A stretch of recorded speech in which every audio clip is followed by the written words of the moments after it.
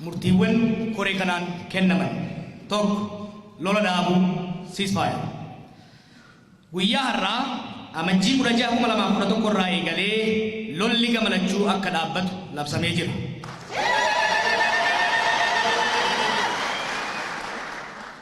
Yeroo kana keessatti gamalachuu raa'uu tarkaanfiiwwan gara lolaatti geessan kamirraa'uu akka huqqasatan labsamee jira. Ololli miidiyaa murtii lolaa dhaabuu kana jeequ kamiyyuu akka dhaabbatu gamni lamaan komii walirraa yoo qabaatan ibsa ejjennoo fi haasaa miidiyaa gochuu irraa of qusachuun komii isaanii gara koree teeknikaatti akka dhiyeeffatan murtaa'eera. Koreen kun sochii gamni lameenuu taasisan sirriitti hordofee qaamni gochawwan lobsii lola dhaabuu diigan fudhatee argame karaa miidiyaalee uummataaf ifa godhan. Kana keessatti uummanni keenya gartuu kamirraayyuu osoo hin loogin qaama gocha labsii kana diiguu fudhatu malu hordofee eeruun akka nu cina dhaabbatu waamicha goona. Waraana bilisummaa Oromoo galchuu ilaalchisee tokko waboon kabaja isaaf malu argatee simannaa ho'aadhaan akka galu ni taasifama. Har'arraa eegalee guyyoota 20 keessatti hojiin waboo galchuu guutumaa guutuutti ni xumurama. Haala kanaanis guyyoon 10 duraa qophiidhaaf ta'a. Guyyoota kunneen keessatti koreeleen simannaa ni ijaaramu, dhiyeessi barbaachisu hundi ni kennama, kaambiinis ni qophaa'a. Guyyoota 10 hafanitti waraanni walitti qabamee simatamee mooratti guutumaa guutuutti kan galu ta'a. Guyyaa waboon simatamutti sochiin isaa akka hin danqabneef guyyoota 3 raayyaan ittisa biyyaa daandii banaa akka godhu ni taasifama. 3 sadarkaawwan takkaa'uu pheezis waboon itti galu. Hojiin waboo mooratti galchuu kun sadarkaa takkaa'uu pheezis 3 kan raawwatamu ta'a. Sadarkaan duraa magaalota aanaalee itti dhiyootti walitti qabamuu ta'a.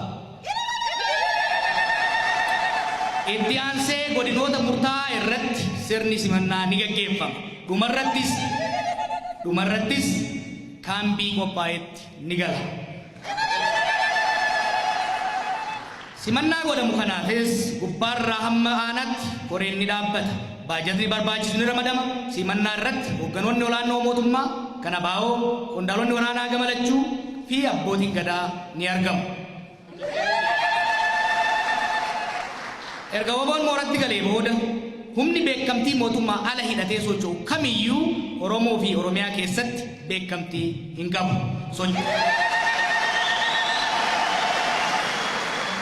Sochii humnoota akkasii mootummaa fi uummanni waliin ta'uudhaan nagaa fi olaantummaa seeraa kan kabachiisan ta'a. Akkuma waboon kaambiitti galeen raayyaan ittisa biyyaa uummata keessaa bahee kaambii isaatti kan deebi'u ni taasifama.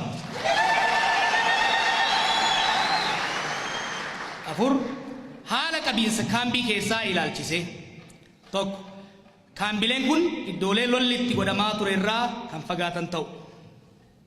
2 waboon kaambii keessa yeroo ji'a 2 hin caalle keessa kan turu ta'a.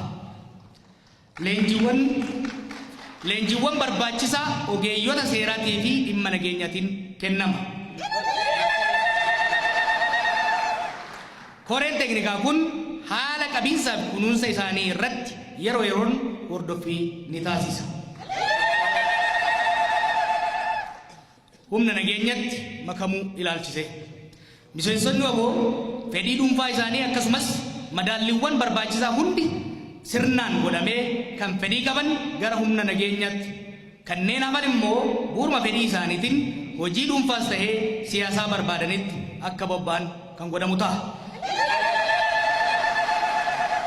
Kanneen hojii dhuunfaatti bobba'aniif mootummaan deeggarsa barbaachisaa ni godhaaf.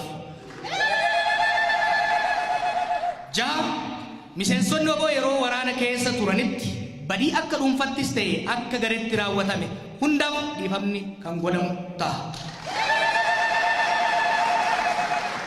Murtiin kun kan uummata Oromoo hundaa ta'uun beekamee qaamni hundi raawwii isaatiif akka tattaaffatu gochoota murtii kana faallessan irraa akka of qusatu kabajaadhaan gaafanna.